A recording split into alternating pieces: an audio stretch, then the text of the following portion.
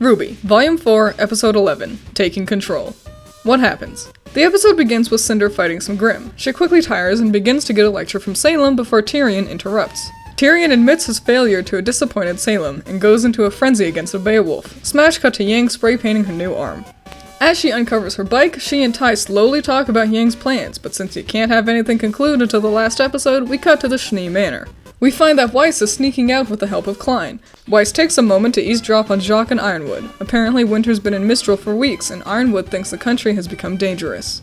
Ironwood decides to make Atlas an old achievement hunter meme and bans anyone from getting in or out of the country without the council's permission. The conversation ends with a threat, and Weiss locks the general in so she can continue her escape. Weiss makes it clear that she's heading for Mistral and says goodbye to Klein. In Menagerie, we find some sweet eye candy asleep on the couch. As Sun wakes up, Blake acts like a totally conceited edgelord and explains that she ran from her friends because everyone gets hurt when they're around her. Sun tells Blake that she's being selfish and the conversation gets interrupted by the Belladonnas. Gira tells the teens that Adam's planning on attacking Haven Academy, and Blake decides to reclaim the White Fang rather than destroy it. Nora and Ren run into Kuriyuri, where they find that their friends are safe, but the Knuckleavi has also made its way into the town. Oh yeah! Cinder's in this show! We haven't seen Cinder or Salem since episode 3, and for all intents and purposes, they pretty much do nothing here. Cinder's still weak and Salem's still mysterious. Nothing's changed for them over the course of the 7 episodes we haven't seen them, and they don't grow or anything in this episode either. Tyrion's the star of the scene, getting to see his crazy side really come out and just how deep his devotion to Salem is. It seems as though Cinder's just here to react to how crazy Tyrion is. On one hand, this is nice, since I like Tyrion way more than Cinder, and this acts as a nice conclusion to his arc of the volume. But on the other hand, Cinder feels as though she's been forgotten. She was the main villain of the first season, and has finally become a real character rather than a better-than-you archetype.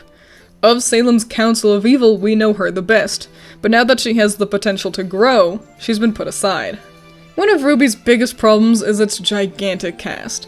With only 12 episodes of volume, and those only averaging an episode length of about 15 to 17 minutes each, we simply don't have enough time to dedicate to everyone. Watching Tyrion's freakout was a lot of fun, especially because of Josh Greeley's performance, but I lament the lack of inclusion this volume of the most well-developed villain of the series. I wish Salem's hair wasn't stapled to her chest. It's super distracting watching it stretch so it can stay connected to her clothes. The last eye is blinded. The fuck does that mean? Is Crow the eye and is blinded by being ill? Is Tyrion the eye and got blinded when he lost his tail? Is this line supposed to be spooky or foreboding? She may as well have said gibberish for what it's worth. I'm excited for the writers to learn that being mysterious is more than just being vague.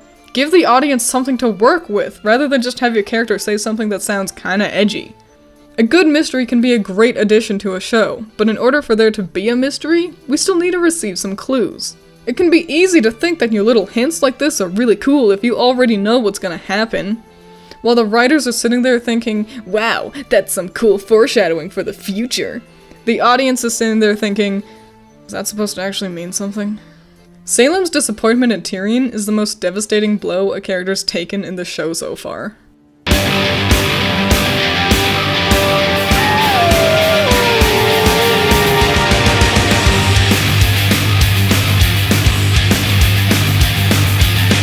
The transitions in this episode feel like when a kid tells a story.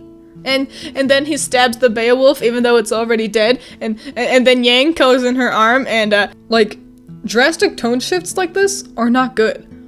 They finally figured out that establishing shots exist, but that didn't stop them from thinking it's totally fine to jump from Tyrion's tantrum straight into casual life at the Xiaolong house. It's jarring. It'd be like listening to classical music and it suddenly becomes heavy rock without warning. Oh wait, they do that in the soundtrack too. If you ease the viewer into the next scene, it helps the two scenes feel more connected. As it is now, it's like watching 5 different anime back to back to back. Why do Tai and Yang wait so long between lines? Imagine if people talked like that. I have a question for you. Where are you going? What do you mean? Well, you're looking for your mom, though. This whole scene feels like it lasts forever. The things we need to know are, Yang painted her arm and is gonna go look for her mom or sister. It takes 2 minutes for them to establish that, and do it without any kind of interest or emotion. The performances feel so disconnected. It sounds like two people reading their scripts, not like a conversation between a father and daughter. The scene feels unnecessary and like an afterthought, as if they realized they needed to establish that Yang's leaving Patch but forgot to do it until now. I hate this look Yang gives. It's obviously leading into a cliffhanger and takes forever to do it. Just cut away already, we know you won't tell us yet. Alright, time for me to sneak out. I better be quiet so my dad doesn't hear me. Like, I appreciate the Foley. It's probably the most professional aspect of the show, but maybe full-on heel noise wasn't the best idea. Where does Klein come from? He's nowhere in the previous shot. Maybe he ran in from the other door and is just really good at silently sprinting. It's cute that the path they take is the same that Weiss took when she slumped around the house in episode 2. It really makes the arc feel complete. So, Klein gets called away so Weiss can eavesdrop and then find him later. But I kinda gotta wonder why he was with Weiss in the first place? Nothing would have changed if she just walked around her house alone and found him in the library. I guess they just really wanted to animate him walking around too. Hey look, they remembered that shadows exist! That is the most real-ass doorknob ever. I don't think an army general would have the authority to make decisions like the ones Ironwood's proposing. I think they mention how the Atlesian government works in a world of Remnant, but those are boring and I don't want to rewatch them. That's also information that should be in the show proper, not supplemental time wasters. I want to trust you, Ironwood, but you're scaring me with your power trip. I can't tell if you have nefarious plans or if you're just a worrywart. An unfortunate side effect to having T-Rex arms is that you apparently become too weak to break a simple wooden door even with a metal arm. I'm gonna miss Klein's sweet personality. Klein is best girl. Where the fuck is the sun? Starting in episode 6, Ranger finds Oniyuri and gets attacked by Tyrion during the day. At the same time, Weiss performs at night. The times stay the same through episode 7, establishing that when it's day in Mistral, it's night in Atlas. But then episode 8 happens. Ranger starts out at night, and so does Blake, but by the end of the episode, Ranger wakes up for the day. However, while it's the next day for Ranger in episode 9, Blake is still chasing Ilya through the night. Also in episode 9, Weiss and Yang are shown during the day, so the entire world has the same time zone now except Menagerie. Then in episode 11, Ranger is still during the same day cycle as episode 9. It's now the dead of night in Atlas, but the middle of the day in Menagerie, and either it's the same day as episode 9 or some time has passed for Yang. So clearly these stories aren't actually happening simultaneously, despite the fact that it's been told to us as though they are.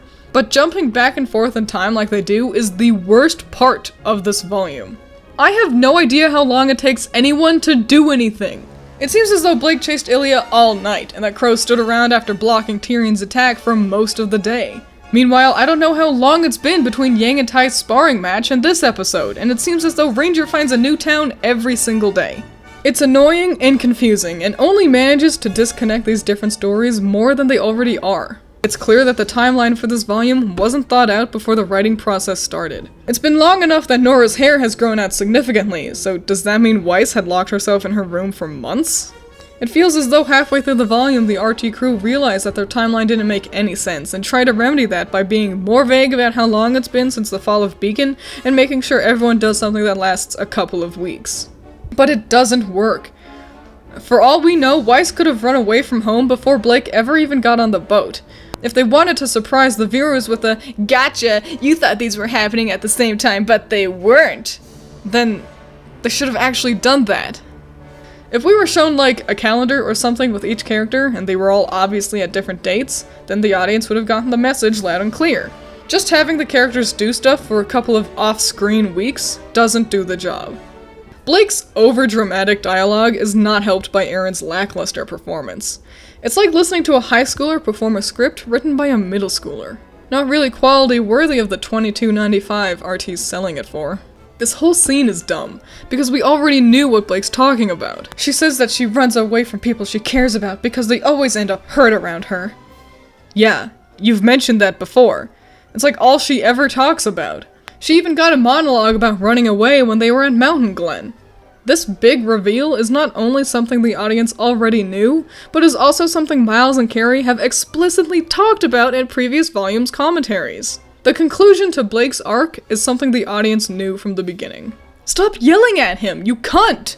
Does the RWBY crew really think they've made a likable character? Because all she seems to be good for is wank material. Why the heck do the Belladonnas have such a big couch? I'm glad Sun finally told Blake off. She's been a self-centered brat this whole volume, and throughout it all, I just wanted Sun to set her straight. I think he's too easy on her, but at least she did get to hear that she's being a jerk to some degree. This is the ugliest face I've ever seen. How did the animators and directors and anyone look at this and think, no, yeah, that looks cute? She looks like a deformed troll! It looked fine when they did this with Neon, so how'd they fuck it up so much here? For the record, I still hate Blake and thinks that Sun deserves someone better. Kali and Gira's entrance might be the best part of this episode, and if it's not that, it's Sun's face here. Okay, so planning on taking the White Fang back is dumb. 1, because Blake has no authority to make that decision, Gira would, and 2, because the organization is synonymous with terrorist actions now. It'd be like trying to reclaim the Nazis for world peace. There's too much baggage connected to the group, and it would be wiser to simply make your own new organization. But hey, what else would I expect from Worst Girl? Ah, jeez! I just got better from the whiplash I got from the tone shifts in episode 9, and then you come at me with this shit? Learn how to transition between scenes! How long has Ranger been separated? Feels like it's only been about 10 minutes. Also, how did Ren and Nora make it to Ruby and Jean before the Nukkalavi? It was heading straight for the town, but the kids needed to climb down the mountain first. Why are we just looking at Ren here? This is shot super awkwardly. It feels like Ruby, Jean, and Nora are standing just off screen reading their scripts while the Nukkalavi finds its mark. And we're just stuck looking at Ren, not really emote much. Like, why don't the kids try to hide once they see it approaching? Why do they just stand around? How come Ren just collapses and gives up rather than run or get prepared for a fight? This whole bit just reeks of we ran out of time or money, and results in a really unsatisfying conclusion to the episode. Okay, so the Nukkalavi's pretty spooky, but most of the intimidation comes from its jerky movements. I just feel like the design's a bit of a letdown, or rather that I was more afraid of it when I hadn't gotten a good look at it. This, scary. This, not so scary. And so, that's tipping point. This episode sucks. The strongest part is Weiss's bit, and it's been sandwiched by forgettable, not exciting cliffhangers. I never remember that Cinder's bit is in this episode, as it has no bearing on any of the plots we've been following. Yang's portion gets next to nothing done, Blake's big reveal ends up being already known information.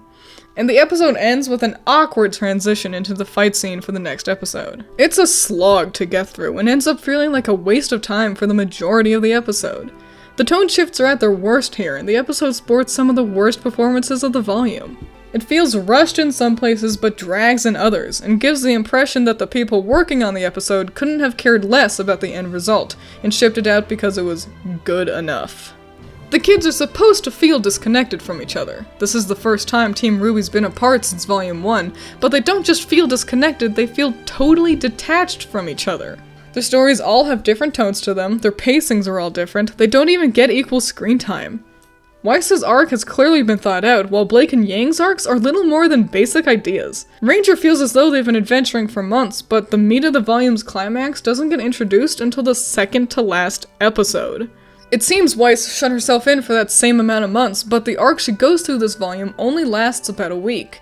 Blake seems to have meandered about for a good while before getting on the boat, and only seems to be in Menagerie for a full day before she decides to take the White Fang back. And Yang moped about the house for all that time, put the arm on, immediately got better without growing at all, and left a couple weeks later. Ranger Blake and Yang's arcs are half-baked. Most of Ranger's screen time is dedicated to the Tyrion Crow fight. Only Weiss's story feels thought out and paced well so that we can come back to her every couple of episodes. Ren's story is told well, but it takes most of the volume before we even got to it. If Rooster Teeth aren't even going to fully flesh out half of their characters' arcs in a volume, then I guess it's too much to ask for the time of day to be consistent. Next time, I would suggest actually doing your job and trying to plan the volume out ahead of time. Everyone knows that the first episode gets a lot of thought and attention poured into it each volume. But maybe it would be a smarter idea to try giving a fuck about the other 11 episodes you'll be releasing in a volume 2.